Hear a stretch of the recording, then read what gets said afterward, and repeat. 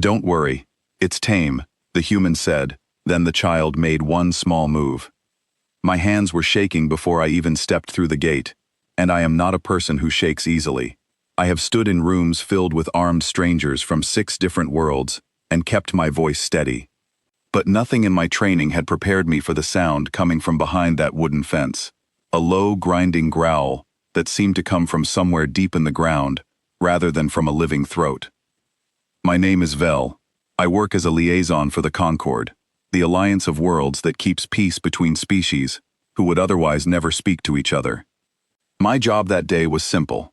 Visit a human household on the edge of a quiet town, confirm that their region was safe for a small trade envoy, and file a short report. That was all. Nobody warned me about the creature chained near the garden shed.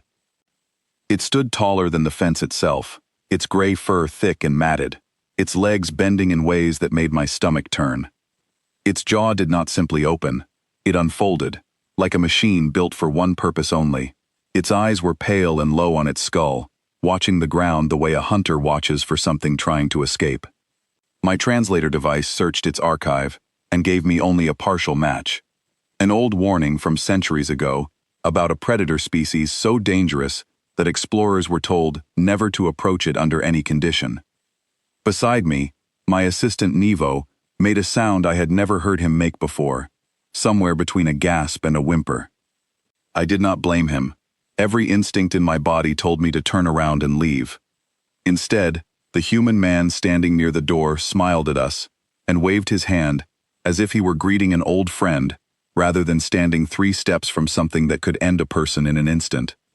"Don't worry," he said. "It's Tame." I stared at him.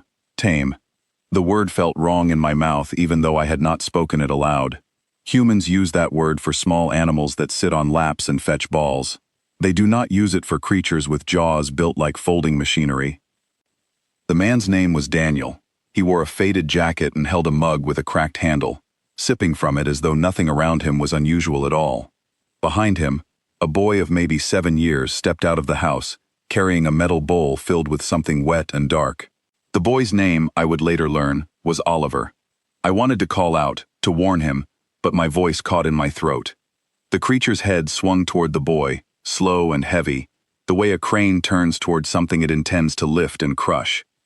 Nevo grabbed my arm so hard I felt it through the fabric of my sleeve. Oliver did not stop walking. He did not raise the bowl like an offering. He did not lower his eyes or step backward the way every survival guide in Concord space instructs a person to do when a predator lowers its head toward them. He walked straight up to it, reached past the jaw, past the pale watching eyes, and flicked the creature once on the bridge of its snout with 2 fingers. "No," he said. "That's Dad's. Yours is over here." He set the bowl down beside a large flat stone a short distance away. The creature made a sound like a landslide, changing its mind halfway down a hill, then lowered itself onto its haunches with what looked almost like a sulk. Oliver turned and walked back into the house without a single glance behind him, as if he had just told off a puppy for chewing a shoe. I did not move for a long time. My internal clock later told me it was almost 12 seconds, though it felt far longer. "It listens to the boy," I finally said, trying to keep my voice level, and mostly failing. "Oh sure," Daniel said, taking another sip from his mug. "He's had that fellow since he was a pup himself, if you can call it that. Found him half starved out past the tree line a few years back. Brought him home wrapped in a blanket. Now he thinks he belongs to us." I asked, as carefully as I could manage, whether this animal was native to the region. Daniel shook his head. "Nah," he said. "Came in from the wild lands beyond the hills a few winters ago. Big fellow, strong enough to snap a fence post if he gets bored enough to try, but he never tries it with us." He said this the same way another person might mention that their car needed an oil change, with no change in his tone, no widening of his eyes, no sign that he understood how strange his words sounded to someone standing outside his world. Nevo leaned close to me and whispered that we should leave immediately and report the region as unsafe. Part of me agreed with him, but another part of me, the part that had spent years studying unfamiliar species, wanted to understand what I had just seen. I asked Daniel if we could stay a short while longer to observe. He shrugged and said we were welcome to sit on the porch. though he warned us the chairs were older than his son. We sat. The creature settled near its stone, chewing slowly, glancing toward us now and then, with those pale, low eyes. Every few minutes, my translator picked up a low rumble from its chest, not quite a growl, not quite a purr, something in between that I had no word for. An hour passed with nothing more dramatic than birds calling from the trees, and Daniel telling us about his garden. I began to relax, foolishly believing the danger had passed. Then Nevo, trying to be helpful, activated a small scanning device from his bag to record measurements of the creature for our report. The device let out a sharp beeping alarm, far louder than either of us expected. The creature's head snapped up instantly. Its body went rigid, every muscle beneath that gray fur pulling tight like a rope about to snap. It rose onto all four legs in one smooth motion, and the low grinding growl returned, deeper and louder than before. Nevo dropped the device in shock, and it beeped again as it hit the ground. My heart pounded so hard I could hear it in my own ears. I grabbed the edge of the porch railing, ready to run, though I knew running would do nothing against something that size. Before either of us could do anything else, the door swung open and Oliver stepped out again, still in his socks, his hair messy from whatever he had been doing inside. He did not look afraid. He walked toward the creature with the same calm steps as before, placed his small hand flat against its chest, and spoke in a voice so quiet I almost missed it. "Easy," he said. "It's just a noise. Nothing is coming." The creature's growl faded into a low huff. Its shoulders dropped. It pressed its head gently against the boy's side, and the tension drained out of its body as quickly as it had arrived. Oliver picked up the fallen device, looked at it curiously, then held it out toward Nevo without a hint of concern, as though he had just picked up a dropped hat rather than diffused something that could have ended very differently. "You should turn the sound down on this," he said. "It scares him." Nevo took the device with trembling hands and thanked him, his voice barely above a whisper. I sat frozen, trying to process what I had just watched. A creature capable of terrible things had been calmed by nothing more than a small hand and a quiet voice. Daniel chuckled from his chair as though this was an everyday event, which for him, I realized, it truly was. "He does that," he said. "Kid's got a way about him. Always has. His mother says he was talking to the chickens before he could talk to us properly." I asked how Oliver had learned to behave this way around something so large and so clearly powerful. Daniel thought about it for a moment, tilting his head. "I don't think he learned it," he said. "I think he just never learned to be scared of him in the first place. By the time he was old enough to understand what people say about that fellow, they already trusted each other completely." The answer unsettled me more than any warning label in our archive ever had. It was not training. It was not command words or careful conditioning. It was simply trust, built so early and so completely that fear never had a chance to take root. We stayed through the afternoon, and I convinced myself the excitement was finished for the day. I was wrong again. As the sun began to lower, a second sound reached us from beyond the tree line, a long, low call unlike anything the tame creature had made. Its head lifted immediately, ears pulling back, body tensing once more, but this time the tension felt different, sharper, more alert than defensive. Daniel stood up quickly, setting his mug down on the porch rail. "Get inside," he said, his voice suddenly firm in a way it had not been all day. Nevo and I did not move fast enough, frozen by confusion, but Daniel did not wait for us to understand. He stepped in front of us, positioning his body between the porch and the tree line. From the shadows beneath the trees, another creature emerged, larger even than the one chained near the shed, its fur darker and matted with dirt, its steps heavy and uneven. This one wore no chain. This one had never known a bowl of food set beside a stone, or a small hand against its chest. My translator gave no comforting match this time, only the same old warning from centuries past, repeated in full, describing exactly the danger standing before us in the fading light.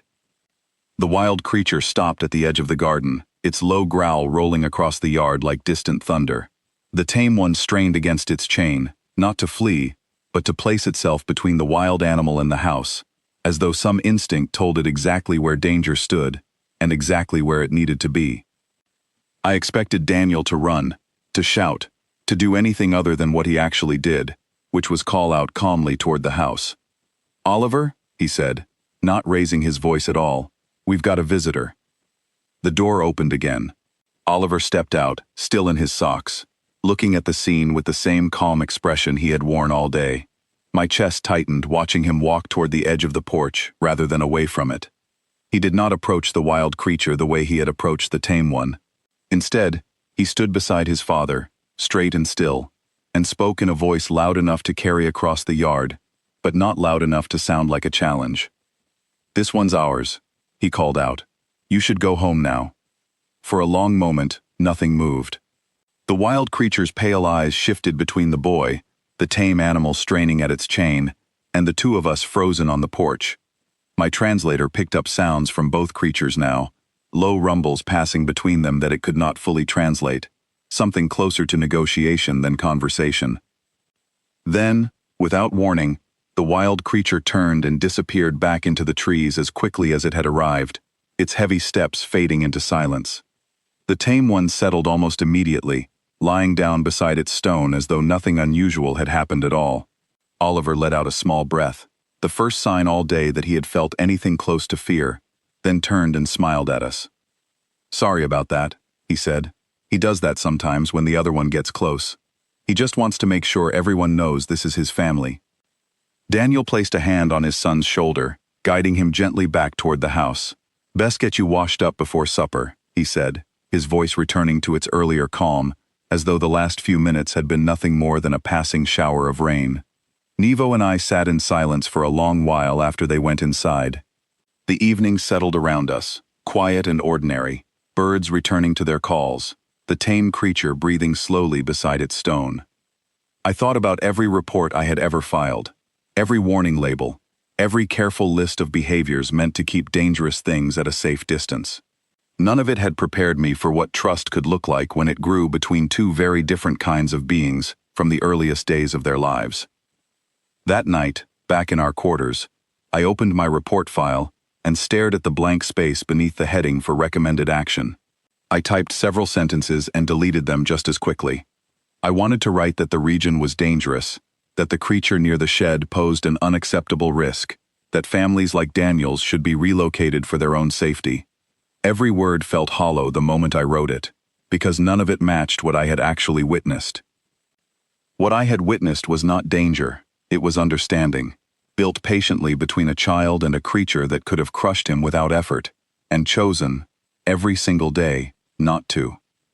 I finally wrote a single line and left it there. The greatest danger in that household was never the animal by the shed. It was underestimating what a small hand and a calm voice could accomplish when trust had been given time to grow. I closed the file and sat by the window for a long while, thinking about Oliver's quiet words to a creature twice his size, about the way fear had simply never found a place to take hold in him. I thought about how easily we, with all our careful training and cautious archives, had almost missed the simplest truth of the entire visit. Trust, once it takes root early enough and deeply enough, can hold steady against almost anything, even the kind of fear that would stop most of us in our tracks. I do not know what the Concord will decide to do with my report. Perhaps they will send more observers. Perhaps they will simply file it away with countless others and move on to the next unfamiliar world. But I know that I will remember that afternoon for the rest of my life, the low growl by the fence, the small flick of two fingers against a folding jaw, the quiet words spoken to a wild visitor at the edge of the trees, and the calm, steady boy who walked through all of it without a single moment of doubt. Some things cannot be measured by scanners, or predicted by old warnings written centuries ago. Some things can only be understood by standing quietly on a porch, watching a child do something small, and realizing afterward that you had just witnessed something far larger than you first believed.